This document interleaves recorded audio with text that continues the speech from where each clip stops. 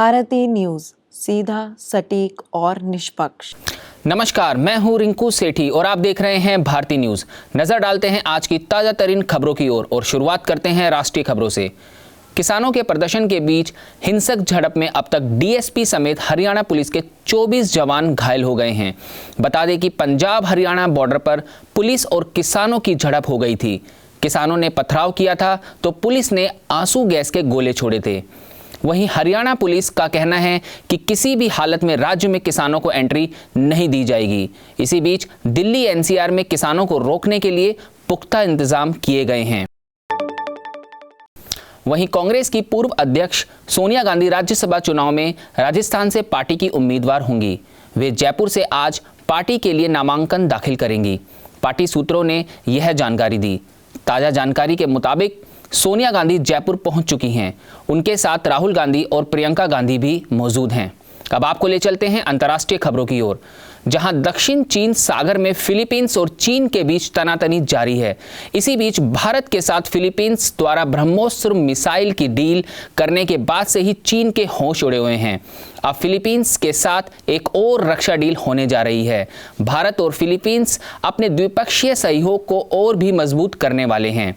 वहीं ब्रह्मोस्त्र anti ship missile की deal उनकी बढ़ती साझेदारी को दिखाती है, जो चीन के लिए टेंशन है।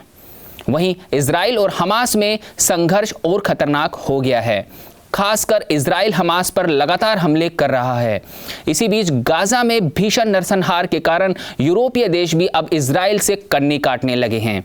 यूरोपीय देश नीदरलैंड की एक अदालत ने नीदरलैंड सरकार को गाजा पट्टी पर इजराइल की भारी बमबारी और उससे बड़ी संख्या में लोगों के मरने की खबरों के बीच इजराइल द्वारा किए जा रहे F-35 फाइटर जेट के पुर्जों की डिलीवरी रोकने का आदेश दिया है।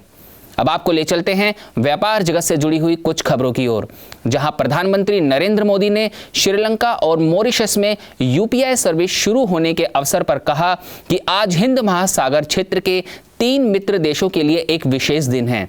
मेरा मानना है कि श्रीलंका और मॉरिशस को यूपीआई प्रणाली से लाभ होगा। उन्होंने कहा कि डिजिटल सार्वजनिक बुनियादी ढांचा भारत में क्रांतिकारी बदलाव लाया है। यूपीआई भारत के साथ साझेदारों को एकजुट करने की नई जिम्मेदारी निभा रहा है। वहीं मारुति सुजुकी अपनी पहली इलेक्ट्रिक कार EVX को इस साल लॉन्च कर सकती है। मारुति की यह पहली इलेक्ट्रिक SUV सिंगल चार्ज में लगभग 550 किलोमीटर की दूरी तय करेगी। देश में इलेक्ट्रिक गाड़ियों की मांग तेजी से बढ़ी है। इसके चलते ऑटो कंपनियां भी इलेक्ट्रिक कार लॉन्च करने को जोर दे रही हैं। अब खबरें खेल जगत से, जहां इंग्लैंड की क्रिकेट टीम एक बार फिर भारत लौट आई है। यह इंग्लिश टीम अभी भारत दौरे पर 5 मैचों की टेस्ट सीरीज खेल रही है। 2 मुकाबलों के बाद सीरीज अभी 1-1 की बराबरी पर है। अब भारत और इंग्लैंड के बीच सीरीज का यह तीसरा मुकाबला 15 फरवरी से राजकोट में खेला जाएगा। वहीं भारतीय क्रिकेट जगत के एक दिग्गज ने इस दुनिया को अलविदा कह दिया है। इस दिग्गज क्रिकेटर का नाम दत्ता गायकवाड़ है। भारत के लिए खेल चुके दत्ता गायकवाड़ ने 95 साल की उम्र में बड़ौदा में अपने ही घर में आखिरी सांस ली।